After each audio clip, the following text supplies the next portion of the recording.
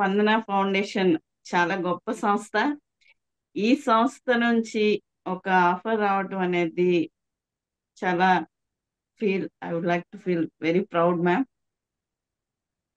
Thank you. సెషన్లోకి వెళ్తాం. ఈరోజు మన టాపిక్ బంధాలు అనుబంధాలు. ఫస్ట్ ఆఫ్ ఆల్, పూర్వం మనకి జాయింట్ ఫ్యామిలీస్ ఉండేవి. ముందు మన బిఫోర్ జనరేషన్స్ అన్ని జాయింట్ ఫ్యామిలీస్ తో మింగిల్ అయి ఉండేవి. జాయింట్ ఫ్యామిలీస్ తో ఉండేటప్పుడు ఫ్యామిలీస్ లో ఉండే పెద్దలకి రెస్పెక్ట్ కానీ, ఫ్యామిలీ సపోర్ట్ కానీ, వారి మాటలకు విలువ కానీ, మోరల్ వాల్యూస్ కానీ అన్నీ ఒకే చోట దొరికేవి మేడం. యాక్చువల్గా ఏంటంటే అక్కడ ఒక ఫ్యామిలీ ఒకే చోట ఉండేటప్పుడు జరిగే ప్రతి విషయాన్ని ప్రతి ఒక్కరి మధ్యలో డిస్కస్ చేస్తాం మనం. ఏ ఇద్దరు వ్యక్తుల మధ్య అయినా పరస్పరం ఒక నమ్మకం ఏర్పడితే ఆ నమ్మకం ఒక బంధంగా మారుతుంది. ఆ బంధానికి పునాది నమ్మకమే. ఆ నమ్మకం మనం పెంచుకుంటూ పోయే ప్రక్రియ అనుబంధంగా మారుతుంది. మన బంధాలని నిలబెట్టుకోవటానికి ఇప్పుడు ఉన్న జనరేషన్స్ కానీ, ఇది వరకు ఉండే జనరేషన్స్ కానీ ఉన్న వ్యత్యాసాల గురించి కొన్నిటి గురించి మాట్లాడుకుందాం. ఇది వరకు పెద్దలు జాయింట్ ఫ్యామిలీలో ఉండేటప్పుడు ఏదైనా ఒక విషయాన్ని స్పష్టీకరణతో మొత్తం ఫ్యామిలీని కూర్చోబెట్టి ఒక డిస్కషన్ పెట్టేవారు. అది ఏంటంటే ఏదైనా ఒక పర్టికులర్ టాపిక్, ఇంట్లో ఒక వ్యక్తికి పెళ్లి చేయడం కానీ, ఏదైనా ఒక సమస్య గురించి కానీ, లేదా ఆ నెలసరి ఆదాయం గురించి కానీ, ప్రతి విషయాన్ని ఇంట్లో అందరూ కూర్చొని ఒక డిస్కషన్ చేసుకొని దాన్ని ఒక ఫైనలైజ్ చేసుకొని ముందుకు తీసుకెళ్ళటం అనేది జరిగేది. అది ఆ సమస్యకి పరిష్కారం ఆ సర్టన్ కాంపౌండ్ లోనే దొరికేది. ఎందుకంటే ఒక గ్రూప్ డిస్కషన్ జరిగినప్పుడు 10 మందిలో ప్రతి వ్యక్తి నుంచి రకరకాలైన అనుభవాలు, వారి యొక్క సలహాలు, సూచనలు మనకు అందుతాయి. ఆ సలహాలు, సూచనలను బేస్ చేసుకొని అన్నిటి నుంచి వాటిలో ఉపయోగమైనవన్నీ జతపరుచుకొని వాళ్ళు ఒక దాని నుంచి ఒక ఉపయోగకరమైన అవుట్పుట్ ని తీసుకొని వాళ్ళు ముందుకు వెళ్ళటం అనేది జరిగేది. అది అప్పట్లో మనకి ఇలా ఫోన్ కాల్స్ కానీ ఇవేమీ ఉండేవి కాదు కాబట్టి మాక్సిమం అందరూ కలిసి ఒక చోట కూర్చొని ఏదైనా విషయాన్ని డిస్కస్ చేయడానికి ఎక్కువ ప్రయారిటీ ఇచ్చేవారు. దానివల్ల ఎక్కువ శాతం మనకి ఏదైనా ప్రాబ్లం వస్తే అది ఇమ్మీడియట్ గా సాల్వ్ అయ్యే అవకాశం ఉండేది. ఇప్పుడు ప్రజెంట్ ఉన్న జనరేషన్లో ఇండివిజువాలిటీ కానీ, ఎర్నింగ్ చేసుకోవటంలో కానీ, లేకపోతే ఓర్పు లేక వాళ్ళు ఉండే లగ్జరియస్ కోసం, మోడర్న్ లైఫ్ స్టైల్ కోసం, ఎఫెక్ట్స్ కోసం పరుగులు పెట్టడం, కాలంతో పాటు వాళ్ళు పరుగులు పెట్టడం వల్ల కొంచెం ముందుకు వెళ్ళాలి, ఇంకా ముందుకు వెళ్ళాలి, కొంచెం ఉంటే ఇంకొంచెం కావాలి, ఇంకొంచెం ఉంటే ఇంకొంచెం కావాలి, ఇలాగా ముందుకు వెళ్తూ కాలంతో పాటు పరుగులు పెట్టడం వల్ల వాళ్ళ ఫ్యామిలీ నుంచి కూడా వాళ్ళకి డిస్కస్ చేసుకునే అవకాశాలు తక్కువగా వస్తున్నాయి. దీనివల్ల వాళ్ళు ఒక సమస్యను పరిష్కరించుకోవాలంటే వాళ్ళలో వాళ్ళు ఎక్కువ ఓవర్ స్ట్రెయిన్ అవుతున్నారు. ఇప్పుడు 3 జనరేషన్స్ నుంచి, అంటే పిల్లలు, పెద్దలు, ముసలివాళ్ళు, ఈ 3 జనరేషన్స్ నుంచి ఎలాగైతే ఈ బంధాలు, అనుబంధాలు మనకి ఎఫెక్ట్ అవుతున్నాయి అనే విషయాన్ని డిస్కస్ చేద్దాం. యాక్చువల్గా పిల్లల విషయానికి వస్తే వాళ్ళు ప్రతి విషయాన్ని పిల్లలు మనతో కూర్చొని వాళ్ళతో మనం కూర్చొని ఉదయం నుంచి ఈవినింగ్ వాళ్ళ స్కూల్స్ నుంచి వచ్చాకైనా పేరెంట్స్లో ఇద్దరికి పాసిబిలిటీ లేకపోతే as a mother or father ఎవరో ఒకరు ఉదయం నుంచి నీ సమయం ఎలా గడిచింది, అని డిస్కస్ చేస్తే, వాళ్ళకి ఆ రోజు ఏదైనా అనుభవం ఎదురైతే వాళ్ళు చెప్పగలుగుతారు మనతో. వాళ్ళకున్న ఏదైనా ప్రాబ్లమ్ ఉందా? లేకపోతే వాళ్ళ స్టడీస్ పరంగా గానీ, చుట్టూ ఉండే సొసైటీ పరంగా గానీ, వాళ్ళకుండే ప్రాబ్లమ్స్‌ని మనతో షేర్ చేయగలిగితే, వాళ్ళకి మనం ఆ ప్రాబ్లమ్‌ని ఎలా రెక్టిఫై చేసుకోవాలి అనే సూచన అందించే అవకాశం ఉంటుంది. ఇంకొకటి, మనం ఫస్ట్ ఒక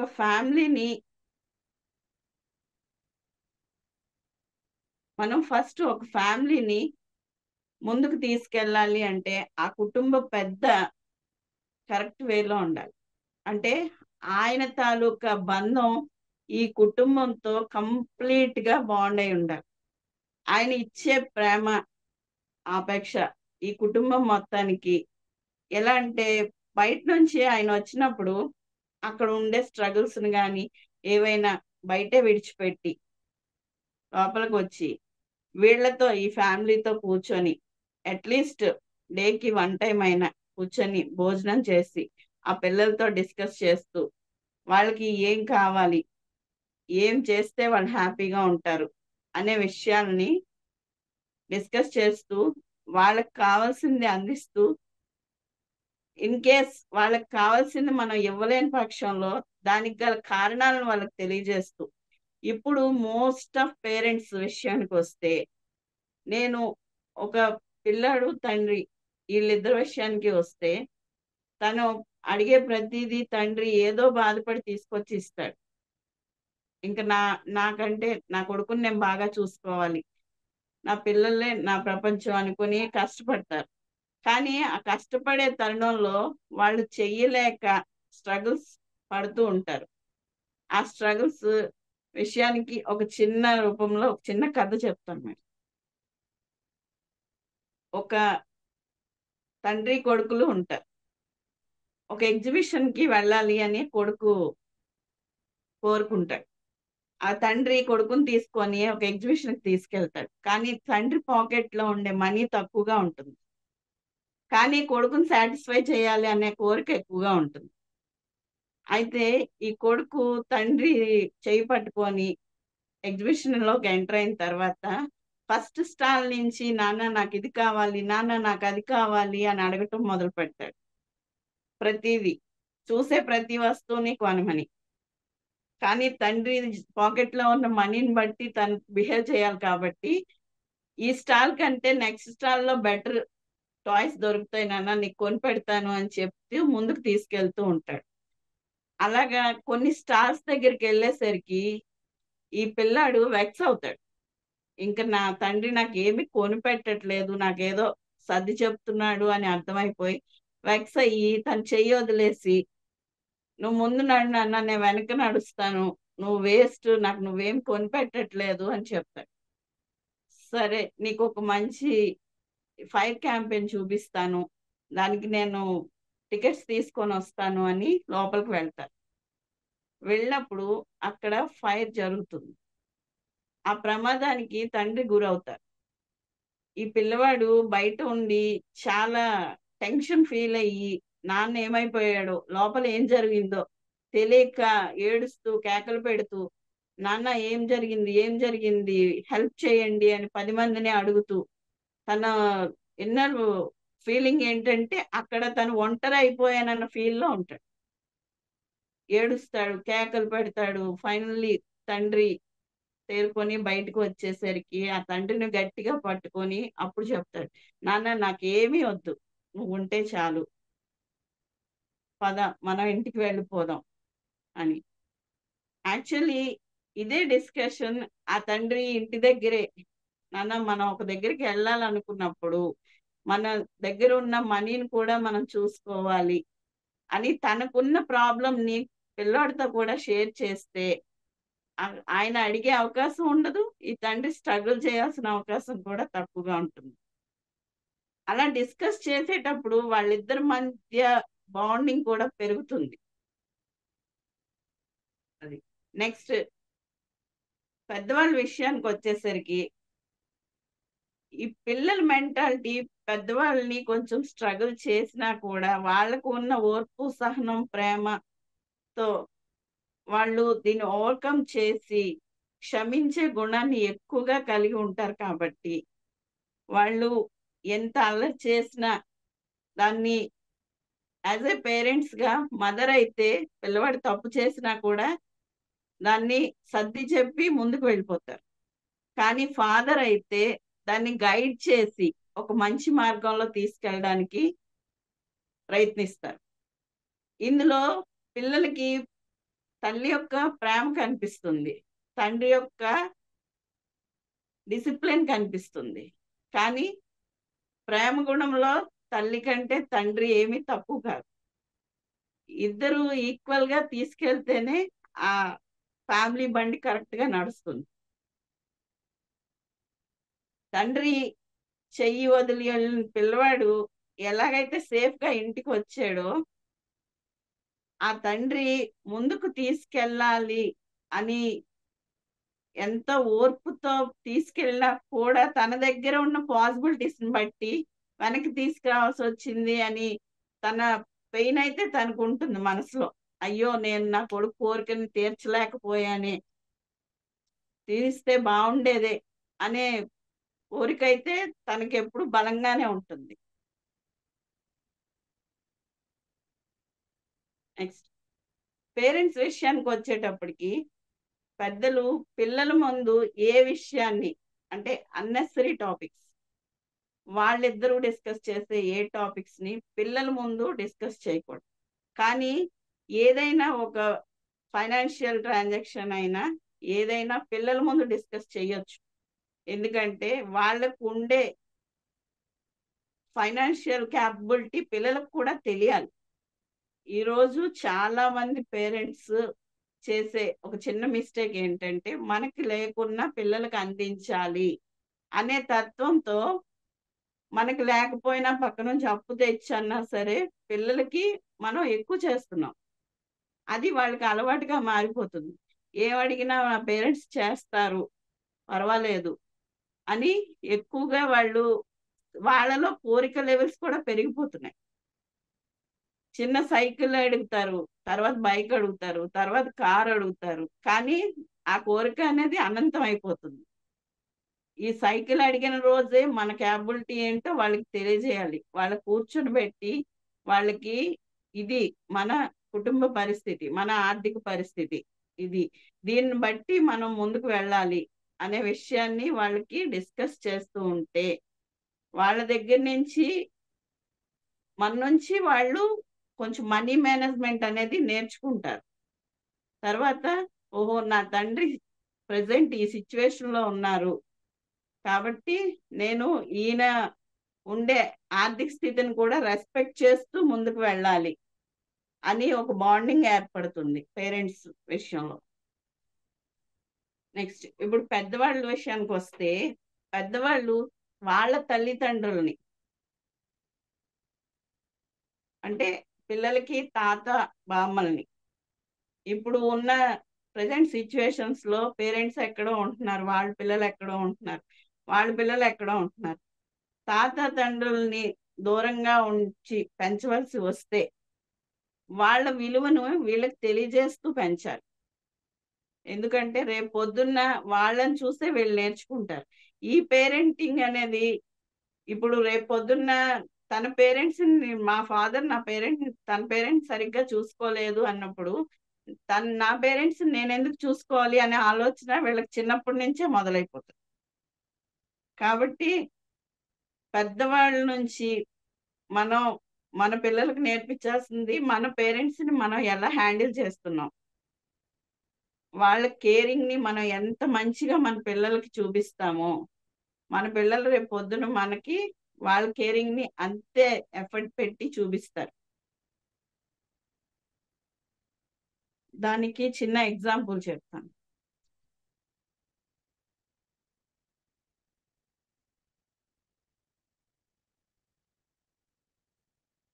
బామ్మ, తాతలు ఉన్న దగ్గర ఇద్దరు పిల్లలు పెరుగుతున్నారు. వీళ్ళు పేరెంట్స్‌కి దూరంగా అంటే పేరెంట్స్ ఇద్దరు జాబ్ హోల్డర్స్ అవ్వటం వల్ల ఒక బామ్మ తాత దగ్గర ఇద్దరు పిల్లలు పెరుగుతున్నారు. అయితే ఒక ఫైన్ డే వీళ్ళకి విదేశాలు వెళ్ళే ఆఫర్స్ వచ్చాయి ఈ పిల్లలిద్దరికి. ఈ బామ్మ తాతల నుంచి వదిలి వెళ్లేందుకు పిల్లలకి ఇష్టం ఉండదు, కానీ పేరెంట్స్ తప్పదు, పై చదువుల కోసం వాళ్ళని పంపించాల్సి వస్తుంది. ఇలా పై చదువుల కోసం వెళ్ళిన వాళ్ళు అక్కడ సెటిల్, వాళ్ళ లైఫ్ స్టైల్లో మునిగిపోయి సెటిల్ అయ్తూ వీళ్ళకి ఒక ఫోన్ కాల్ చేయాలని, వీళ్ళతో మాట్లాడాలన్న విషయాన్ని కానీ మర్చిపోతూ, గ్రాడ్యువల్ గా మర్చిపోతూ వస్తున్నారు. మర్చిపోతూ వస్తూ ఉంటే ఈ పెద్దవాళ్ళు వాళ్ళని పెంచిన ప్రేమకి బానిసలైపోయి, అలాగా వాళ్ళ మీదే ఆలోచనలు ఎక్కువైపోయి వీళ్ళ హెల్త్ డిప్రెషన్ లోకి వెళ్ళిపోతూ ఉంటారు. వీళ్ళ హెల్త్ ని ప్రొటెక్ట్ చేద్దామని ఆ పిల్లల తాలూకా పేరెంట్స్ ఎంత ప్రయత్నించినా అది జరగట్లేదు. ఈ హెల్త్ డిప్రెషన్ లోకి ఎందుకు వెళ్ళిపోతున్నారు అని ఎన్ని హాస్పిటల్స్ తిప్పినా, ఎంత చేసినా వాళ్ళ రీజన్ తెలియట్లేదు. ఒక ఫైన్ డే ఒక సైకాట్రిస్ట్ ని కలిశారు. కలిస్తే ఆయన వీళ్ళని గురించి అనాలిసిస్ చేసి అప్పుడు చెప్తారు, మీరు మీ పిల్లల్ని చిన్నప్పటి నుంచి వీళ్ళ దగ్గర పెంచారు, సడన్ గా మీరు తీసుకుని వెళ్ళి ఫారెన్ లో వాళ్ళని సెటిల్ చేశారు, అది మీ మీద ఎంత ఎఫెక్ట్ ఉన్నదో తెలియదు కానీ ఈ గ్రాండ్ పేరెంట్స్ మీద చాలా ఎఫెక్ట్ పడిపోయింది. సో ఈ ఎఫెక్ట్ నుంచి వీళ్ళు బయటికి రావాలంటే కొద్ది రోజులు వీళ్ళనైనా అక్కడికి పంపించండి, లేదా వాళ్ళనన్నా తెచ్చి వీళ్ళతో స్పెండ్ చేసే విధంగా చూసుకోండి అని చెప్తారు. అయితే పిల్లలు వస్తారు, ఈ గ్రాండ్ పేరెంట్స్ హెల్త్ బాగుంటుంది కొద్ది రోజులు, అప్పటి నుంచి ఒక రిస్ట్రిక్షన్ పెట్టుకుంటారు, ఇయర్ కి ఇన్ని రోజులు అంటూ వీళ్ళతో స్పెండ్ చేయాలి అని. అప్పటి నుంచి వాళ్ళందరూ హ్యాపీగా ఉంటారు. నెక్స్ట్, ఇప్పుడు మనకి అంటే పేరెంట్ కి కొడుకు ఇచ్చే వాల్యూ గురించి చెప్తాను. మన రామాయణం తీసుకుందాం. రామాయణంలో రాములు వారు సీతా స్వయంవరంలో రాములు వారు విల్లు విరుస్తారు. ఆ విల్లు విరేగానే సీతా కళ్యాణం జరుగుతుందండి. ఎవరికైనా తెలుసా దీని గురించి?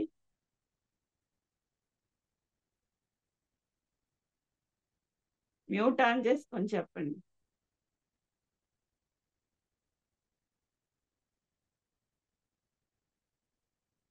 మ్యూట్ ఆన్ చేస్తాను.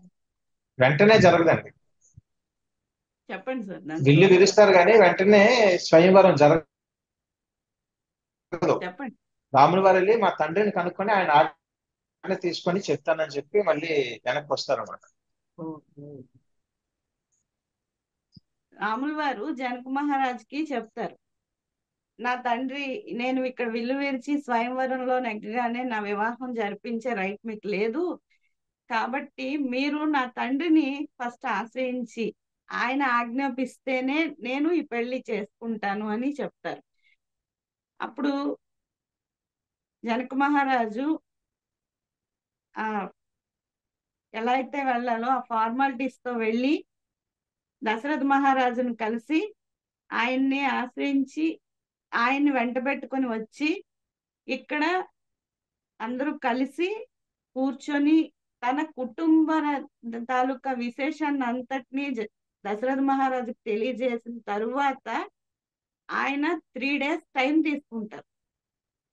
3 days టైం తీసుకొని దాని గురించి క్షుణ్ణంగా పరీక్షించుకొని అప్పుడు వశిష్ఠ మహామునికి పిలిచి ఆయన చెప్తారు, ఓకే, ఆ సంబంధం మనం సీతాదేవిని మన ఇంటికి కోడలుగా తెచ్చుకుందాము అని.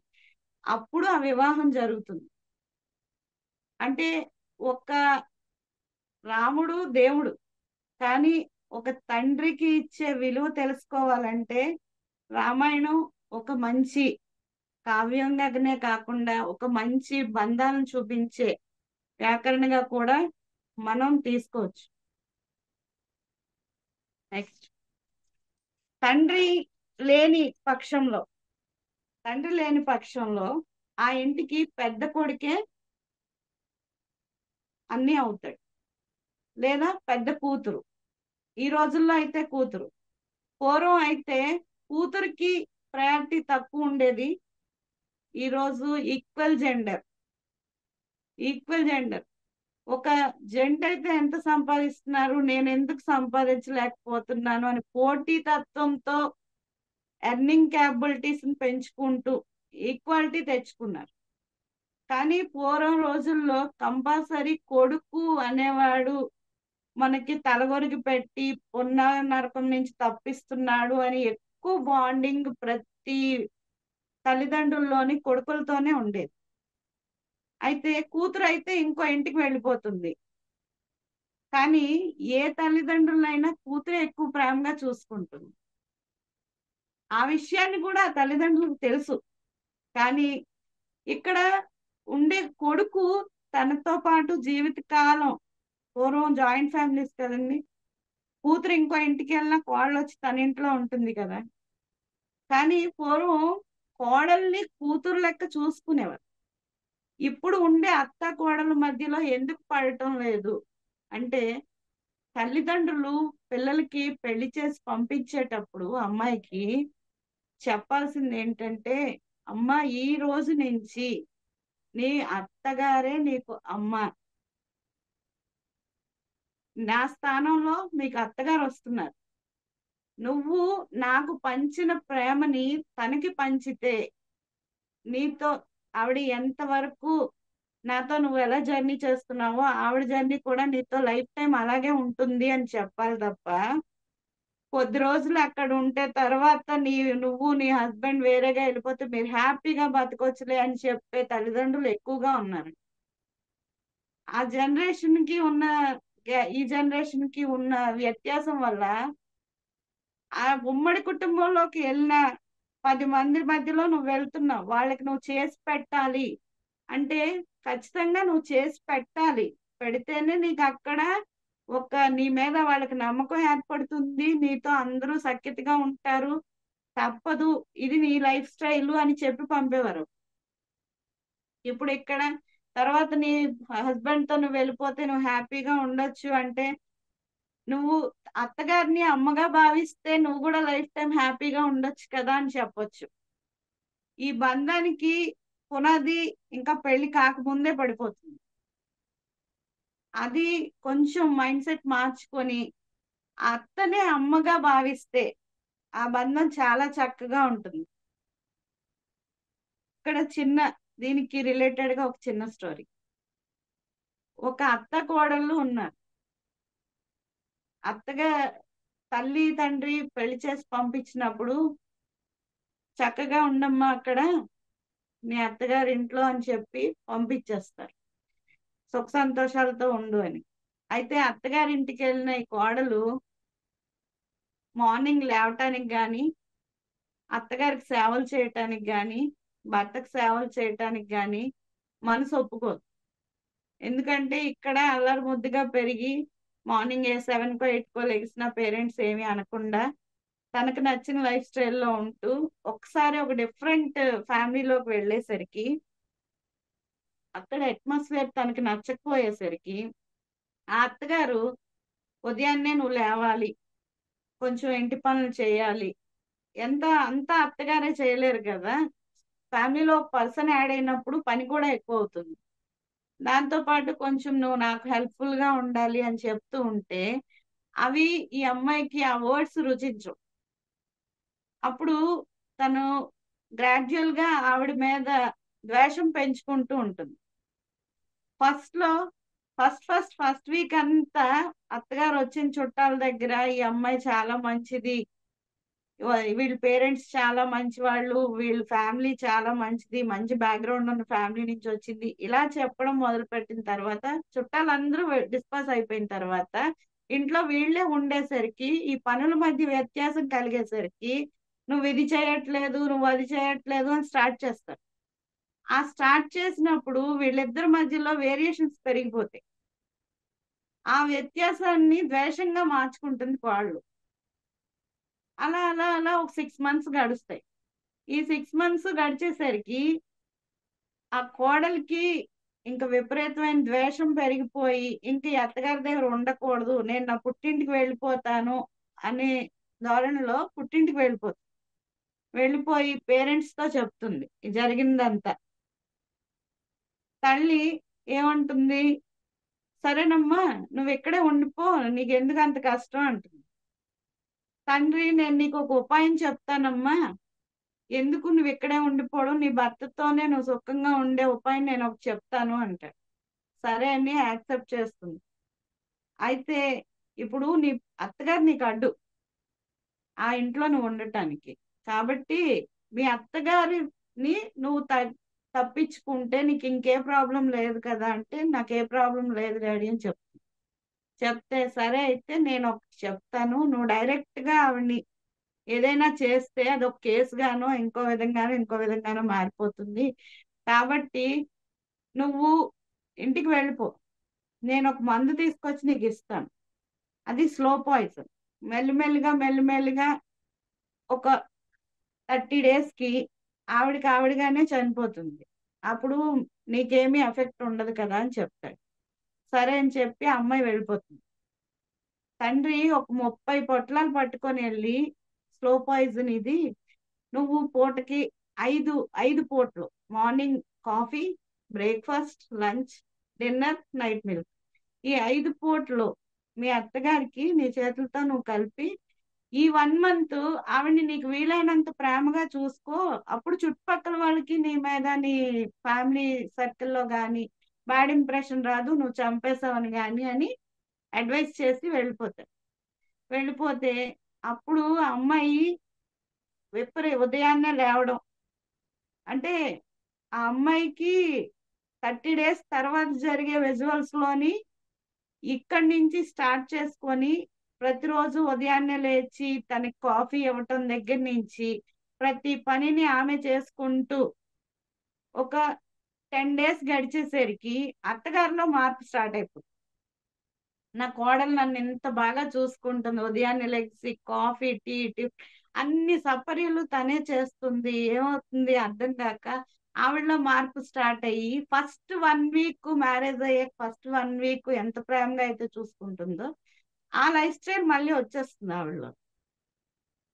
ఇలాగా ఈవిడ మార్పులో చూసేసరికి ఒక 20 days గడిచిపోతాయి.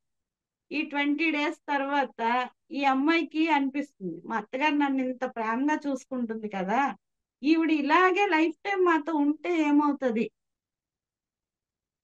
ప్రేమగా చూసుకోవడంతో పాటు నాకు కూడా పనులు చేయటం అన్ని అలవాటయ్యి ఆవిడ కూడా నాకు చేదోడు వాదోడుగా ఉన్నారు అన్న లోకి వెళ్ళి మళ్ళీ పేరెంట్ దగ్గరికి వెళ్ళి అడుగుతుంది, ఏంటి డాడీ ఇలాగ జరిగింది కదా, ఇప్పుడు ఆవిడ బాగున్నారు, నాతో చాలా ప్రేమగా నన్ను చూసుకుంటున్నారు, కాబట్టి ఇప్పుడు ఆవిడ మళ్ళీ నాకు బ్రతకాలి, దీనికి ఏదో ఒకటి పరిష్కారం మీరే చూపించాలి అని అడిగినప్పుడు కూడా తండ్రి సేమ్ అదే చెప్పి, నువ్వు వెళ్ళిపోమ్మా, దానికి నేను మళ్ళీ మెడిసిన్ తీసుకొస్తాను, నువ్వు ఇంటికి వెళ్ళిపో అని ఇలాగ జరిగేసరికి 25 days గడిచిపోయేసరికి తండ్రి వస్తూనే అత్తగారిని గుమ్మంలోనే పలకరించి ఎలా ఉన్నారు అని పలకరించేసరికి ఆమె చెప్తారు, నేను చాలా హ్యాపీగా ఉన్నానండి, ఇప్పుడు మీ కూతురు పుణ్యమని నాకు అన్ని జబ్బులు కానీ అన్ని ఒంట్లో ఉన్న సర్వరోగాలు తగ్గిపోయి ఉన్నాయి, నేను చాలా హ్యాపీగా ఉన్నాను, ఇలా ఉంటే నా లైఫ్ స్పాన్ కూడా పెరుగుతుంది, మీ కూతురు చాలా మంచి అమ్మాయి అని పొగుడుతుంది. సరే వెళ్ళి అమ్మాయిని కలిసి వస్తాను లోపలికి వెళ్తాడు. మళ్ళీ ఒక 30 పొట్లాలు తీసుకెళ్లి ఆమెకి ఇస్తే ఏంటి డాడీ ఇది అనేసి అంటే, అప్పుడు ఆయన ఎక్స్ప్లెయిన్ చేస్తాడు, నేను ఇచ్చింది నీకు పాయిజన్ కాదమ్మా, మీ అత్తగారికి ఒంట్లో ఉండే ప్రతి జబ్బు తాలూకా వైద్యానికి మందు నేను నీకు ఇచ్చాను, కాకపోతే నువ్వు చూపించే ప్రేమ వల్ల ఆవిడ ఫాస్ట్ గా రికవర్ అయ్యారు, ఇదే ప్రేమను మెయింటైన్ చేస్తే మీ ఇద్దరికి మంచిది అని చెప్పి ఆ తండ్రి వెళ్ళిపోతాడు. అప్పటి నుంచి వాళ్ళ అత్త కోడళ్ళు ఇద్దరు చాలా చక్కగా ఉంటారు, వాళ్ళిద్దరు బాండింగ్ చాలా బాగుంటుంది.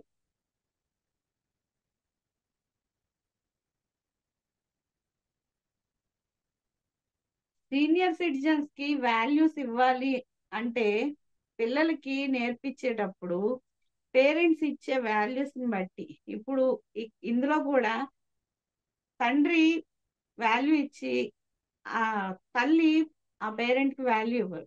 ఇక్కడ ఏంటంటే రెండు డిఫరెంట్ ఫ్యామిలీస్ నుంచి వచ్చిన వాళ్ళు, ఇక్కడ అమ్మమ్మ తాతయ్య నానమ్మ తాతయ్య, వీళ్ళు ఇటు నుంచి తల్లి వైపు నుంచి అమ్మమ్మ తాతయ్యకి తల్లి వాల్యూ ఇచ్చి, ఇటు నుంచి నానమ్మ తాతయ్యకి తండ్రి వాల్యూ ఇచ్చి, వీళ్ళ మైండ్ సెట్ వీళ్ళిద్దరిలో ఎవరు గొప్ప అనేది కూడా వీళ్ళ మధ్యలో ఒక అవగాహన లేని బంధంగా ఏర్పడుతుంది. అదే వీళ్ళిద్దరూ వీళ్ళకి ఈక్వల్ గా బంధం ఏర్పరిచి వీళ్ళకి ఈక్వల్ గా పిల్లలతో బంధం ఏర్పరిస్తే వాళ్ళకి ఆ బాండింగ్ లెవెల్స్ పెరిగి వీళ్ళ నుంచి వాళ్ళ నుంచి కూడా వాళ్ళు చాలా ఎక్కువగా నేర్చుకునే అంశాలు ఏర్పడతాయి.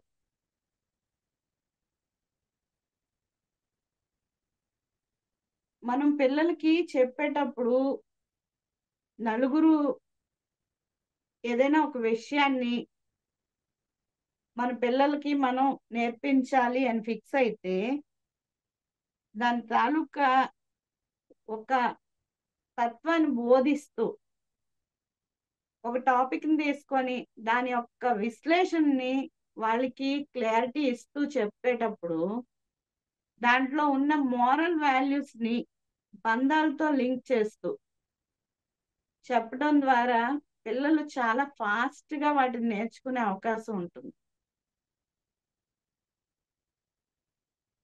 అది మనం రోజు ఇప్పుడు ఉన్న జనరేషన్ లో ఒక్కసారైనా రోజుకి ఇంట్లో ఉండే అందరూ కలిసి కూర్చొని భోజనం చేసి వాళ్ళకి ఉండే ప్రతి విషయాన్ని అంటే ఆ రోజు మార్నింగ్ నుంచి నైట్ వరకు జరిగే ప్రతి విషయాన్ని డిస్కషన్ చేసుకుంటూ అందులో ఉండే బాధలు గాని ఆనందాలను గాని షేర్ చేసుకుంటూ ఉంటే ఎవరికి ఏ విధమైన ఇబ్బంది కలుగుతుంది, దాన్ని ఎలా రెక్టిఫై చేసుకోవాలి అనే విషయాన్ని విశ్లేషించుకుంటూ ఉంటే నెక్స్ట్ డేకి ప్రాబ్లం అనేది ఈ రోజు వచ్చిన ప్రాబ్లం ని ఈ రోజే పరిష్కరించుకునే అవకాశాలు ఎక్కువగా ఉంటాయి. నెక్స్ట్ డేకి దాన్ని క్యారీ ఫార్వర్డ్ చేయాల్సిన అవసరం ఉండదు. మన పిల్లలకి ఇంకొకటి ఏంటంటే మనం ఎక్కువగా కంపారిజన్స్ ఇస్తాం. వాళ్ళు అలా ఉన్నారు వీళ్ళు ఇలా ఉన్నారు, ఆ కంపాటబిలిటీ కూడా బంధాలను దూరం చేస్తుంది. ఇప్పుడు వాళ్ళు అలా ఉన్నారు వీళ్ళు ఇలా ఉన్నారు అని వాళ్ళు బాగా చదువుతున్నారు, వాళ్ళు మంచిగా ఒక సొసైటీలో మంచిగా బతుకుతున్నారు అంటే పిల్లల్లో కూడా నీ దగ్గర ఏముంది మాకు ఇవ్వటానికి, వాళ్ళ దగ్గర డబ్బు ఉంది, వాళ్ళ సొసైటీలో అవన్నీ కలగజేస్తున్నారు అనే ఆలోచన పిల్లల్లో మనమే కలగజేసే అవకాశం ఉంటుంది. కాబట్టి అలాగా కంపారిజన్ అనేది పిల్లల మైండ్ సెట్ లోకి తీసుకురాకూడదు. ఆ తీసుకొచ్చినప్పుడు ఆ కంపాటబిలిటీ అలవాటు అయిపోతే వాళ్ళు పక్క వాళ్ళతో కంపేర్ చేసుకోవడం స్టార్ట్ చేస్తారు. స్టార్ట్ చేసినప్పుడు వాళ్ళ ఇంకో పక్క అబ్బాయి పేరెంట్స్ వాళ్ళకి రిచ్ గా అన్ని ఫెసిలిటీస్ కల్పిస్తున్నప్పుడు నా పేరెంట్స్ నాకు ఇవ్వట్లేదు కాబట్టి నా పేరెంట్స్ మంచివాళ్ళు కాదా అనే మైండ్ సెట్ లోకి వెళ్ళే ఆలోచన వాళ్ళు ఆ మైండ్ సెట్ లో ఉండిపోయే అవకాశాలు ఉంటాయి. అలాంటి కంపాటబిలిటీ ఎప్పుడు పిల్లల దగ్గర తీసుకురాకూడదు. ఏదైనా ఇప్పుడు మనం పిల్లలకి ఎమోషనల్ బాండింగ్స్ తో పాటు ఎక్కువగా నేర్పించాల్సింది ఎథికల్ వాల్యూస్, విలువలు కూడా చాలా నేర్పించాలి. ప్రతి విషయాన్ని మనతో డిస్కస్ చేసే అవకాశాన్ని మనం ఇవ్వాలి.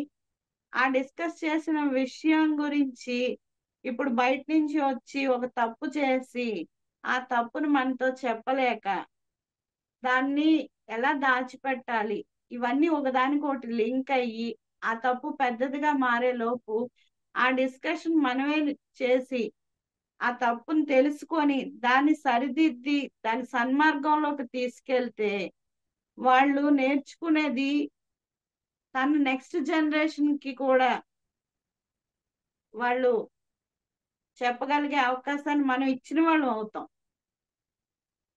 వాళ్ళతో డిస్కస్ చేయకుండా ఎవరో చెప్పింది పట్టుకొని మనకి వీళ్ళ మీద నమ్మకం లేకుండా వాళ్ళు పట్టుకొని 4 కొట్టో 4 తిట్టో చేస్తే వాళ్ళు కూడా వాళ్ళ నెక్స్ట్ జనరేషన్కి అదే నేర్పిస్తారు.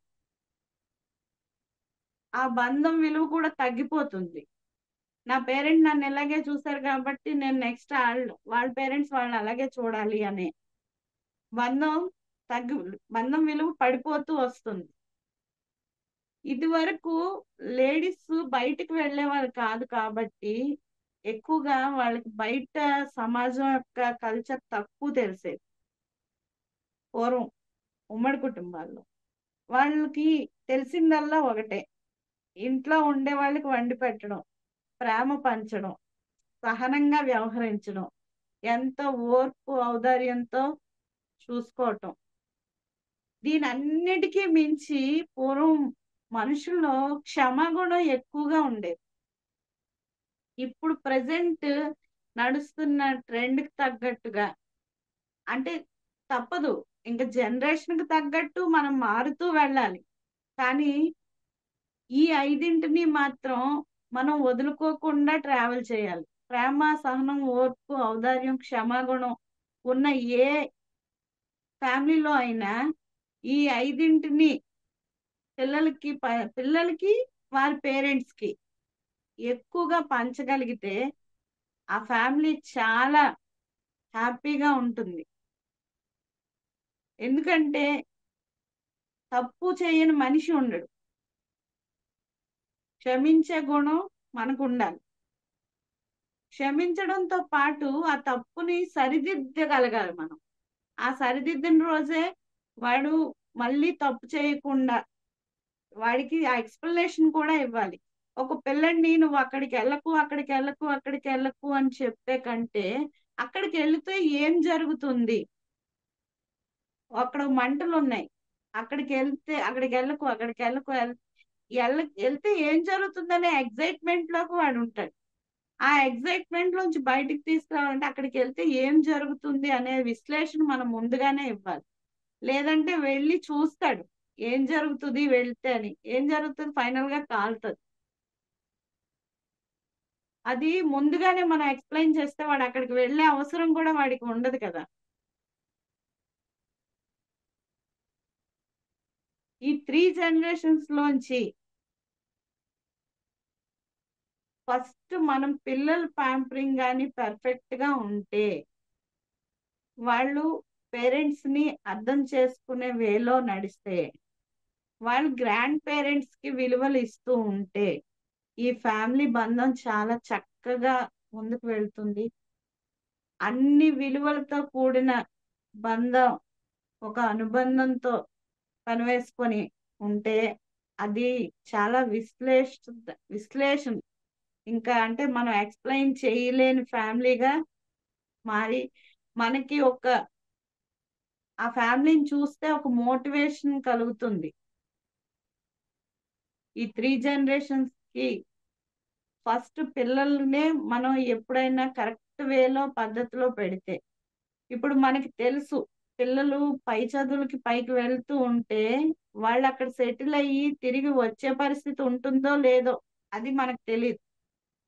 కానీ అన్ని విధాలుగా ఇష్టపడి సిద్ధపడి మనం పంపిస్తాం.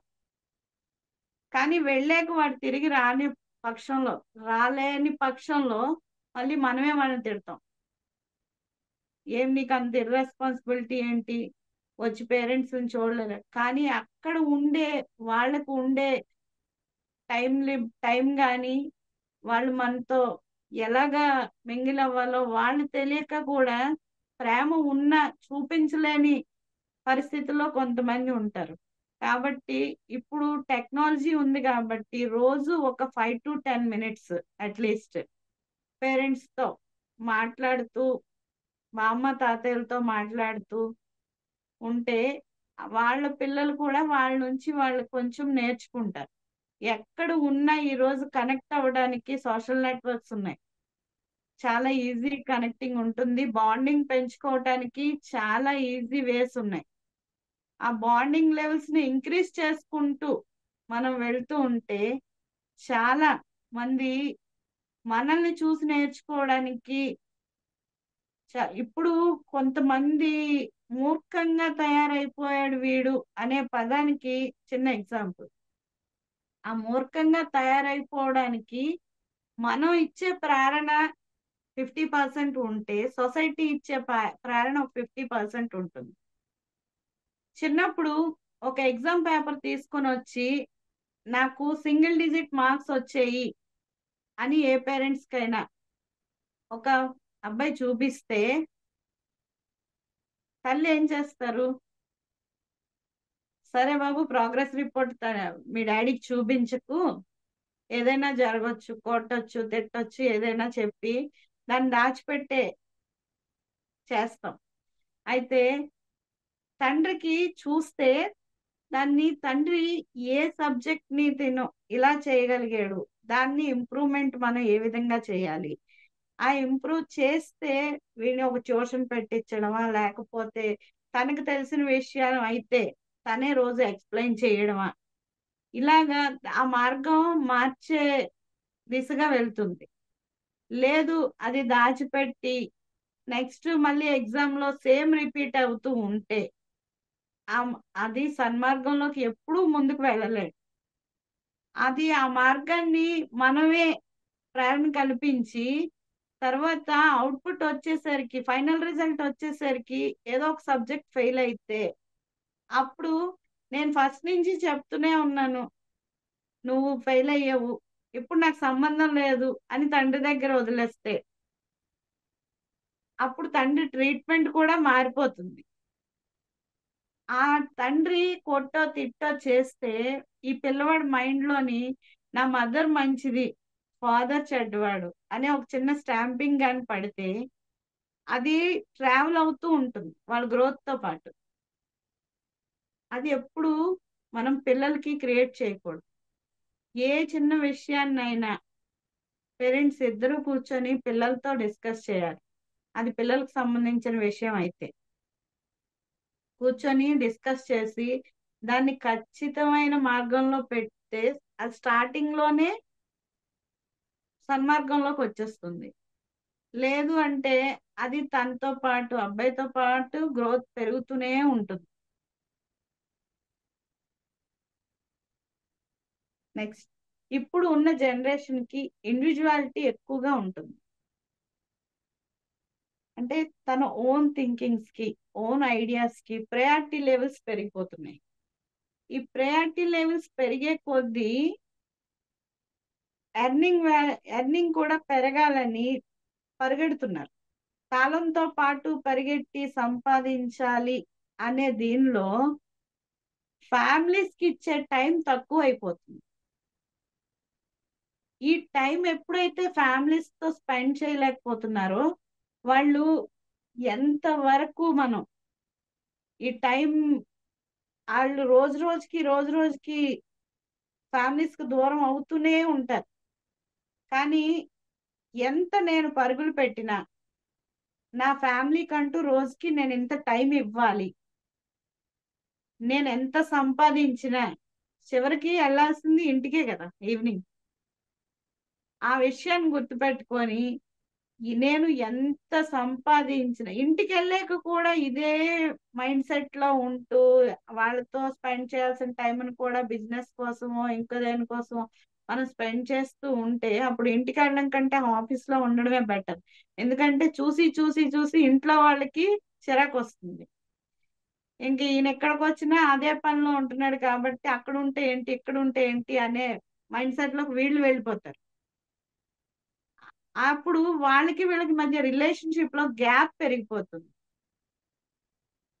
ఆ గ్యాప్ పెరిగే కొద్దీ ఒకరి మీద ఒకరికి నమ్మకం సడిలిపోతుంది.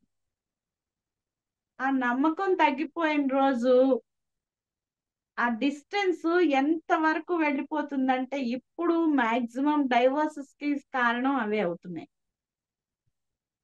ఈ డైవర్స్ అనేది ఇప్పుడు నువ్వెంత అంటే నువ్వెంత అనుకునే స్టేజ్ కి వచ్చి నువ్వెంత సంపాదిస్తున్నావు, నేను అంతే సంపాదిస్తున్నాను, నువ్వేం చేయగలుగుతావు, నేను అది చేయగలుగుతాను, ఇన్ని ప్రయారిటీ లెవెల్స్ పెంచేసుకొని ఎవరికి వారే అనేటట్టు ఉండి ఈ డైవర్స్ సిస్టమ్ ని పెంచుకుంటూ పోతున్నారు.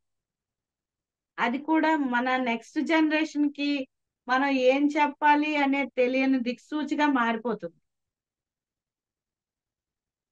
సో ఫ్యామిలీ ఒక సపోర్ట్ గా నిలబడాలి అంటే ఫ్యామిలీ గ్యాదరింగ్స్ ఉండాలి. ఈ ఫ్యామిలీ గ్యాదరింగ్స్ అనేది అంటే ఓల్డ్ ఫ్యామిలీ గ్యాదరింగ్స్ ఒక ఫంక్షన్ చేయాలి అనేది కాదు.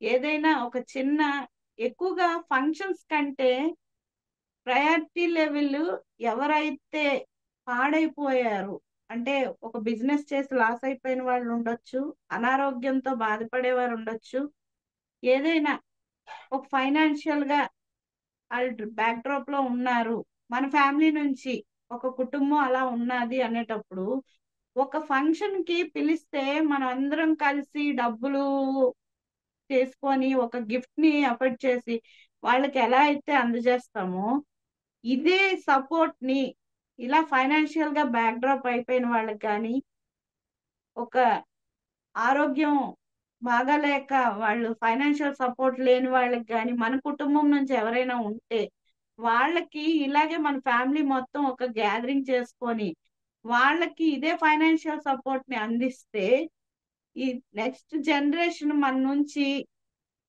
ఆ ఎథికల్ వాల్యూస్ అనేవి బాగా నేర్చుకోవడానికి ఎక్కువ అవకాశాలు ఉంటాయి.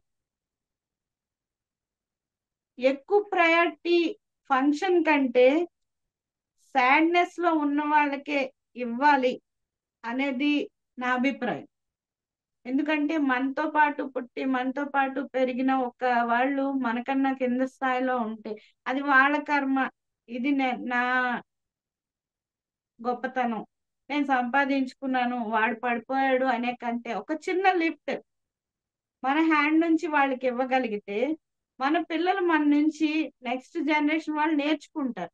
ఓహో ఇలా కింద ఉన్న వాళ్ళకి 10 మంది కరిస్తే రూపాయి రూపాయి పోగేస్తే 100 అవుతుంది అన్నట్టే 1,00,000 రూపాయలు అవసరమైన వాళ్ళకి నీ వంతు సాయంగా ఒక 100 రూపాయలు అందిస్తే 100 మంది కలిస్తే 10,000 అవుతుంది. అది ఎంతో కొంత వాళ్ళకి ఉపయోగపడుతుంది. ఆ విధంగా వాళ్ళకి నేర్పించాల్సింది అంటే చూపించాలి, డైరెక్ట్ గా వాళ్ళకి విజువల్ చేయాలి. చూపిస్తే వాళ్ళు నేర్చుకునేది ఎక్కువగా ఉంటుంది. ఇప్పుడు చాలా మంది బర్త్డేస్ గ్రాండ్ గా సెలబ్రేట్ చేసుకుంటూ ఉంటారు. ఇలాంటప్పుడు వాళ్ళకి ఒక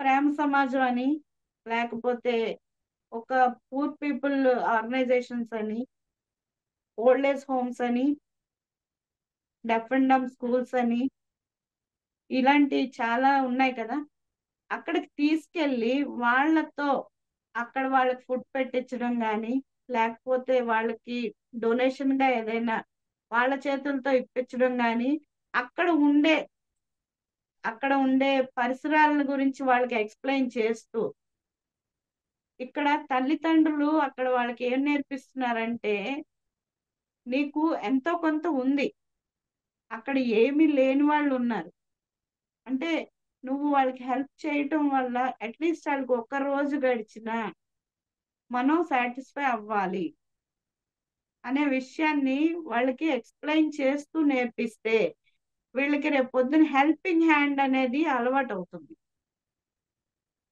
దానివల్ల కూడా వాళ్ళలో మోరల్ వాల్యూస్ పెరిగే అవకాశం ఎక్కువగా ఉంటుంది.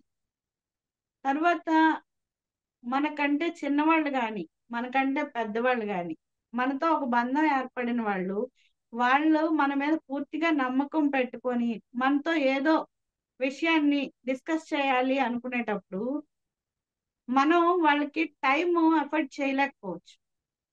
ఆ ఎఫర్ట్ చేయలేని పక్షంలో వెంటనే వీళ్ళకి అంటే చాలా మంది సింపుల్ లాంగ్వేజ్ లో ఇప్పుడు చెప్తున్న వర్డ్ ఏంటి, వీళ్ళకి హెడ్ వెయిట్ పెరిగిపోయింది కాబట్టి వాళ్ళు నా కోసం టైం స్పెండ్ చేయడం లేదు అనుకుంటారు. కానీ అప్పుడు మనం అవతల వ్యక్తి ఉన్న స్థానంలోకి వెళ్ళి ఆలోచించగలగాలి. వీళ్ళకు అక్కడ ఉన్న లిమిటేషన్స్ ఏంటి, వాళ్ళు ఏ స్థితిలో ఉన్నారు, వాళ్ళకి జాబ్ పరంగా కానీ బయట మార్కెట్ పరంగా కానీ ఏదైనా కావచ్చు, వాళ్ళు అక్కడ ఉండే తనకున్న పరిస్థితుల కారణంగా నీకు ఆ టైం ఇవ్వలేకపోవచ్చు. ఆ టైంని ఇవ్వలేదు అని మనం ఒక మైండ్ సెట్ లోకి వెళ్ళిపోయే కంటే వాళ్ళు ఎందువల్ల ఇవ్వలేకపోయారో తర్వాత ఆ ఎక్స్ప్లెనేషన్ వాళ్ళ దగ్గర నుంచి తెలుసుకుందాంలే అని వెయిట్ చేయగలిగితే అది ఓర్పు. ఆ ఓర్పు తర్వాత మీ ఇద్దరి మధ్య బాండింగ్ ఇంకొంచెం బలపడేందుకు అవకాశాన్ని కల్పిస్తుంది. అదే విషయంగా ఆ లిమిట్ కొన్ని పరిధులు దాటిపోవచ్చు. దాటిపోయినా కూడా నీలో క్షమించే గుణం ఉన్నప్పుడు ఆ రిలేషన్ కొనసాగుతూనే ఉంటుంది. ఇలాగా మన రిలేషన్షిప్స్ ఓన్లీ మన మీదే డిపెండ్ అయి ఉంటాయి మేడం. బంధం కలుపుకుంటూ పోతే కొనసాగుతుంది. మనం దాన్ని ఎక్కడో ఒక దగ్గర ఆగిపోవాలి అనుకుంటే అది మన చేతిలోనే ఉంటుంది. Thank you madam.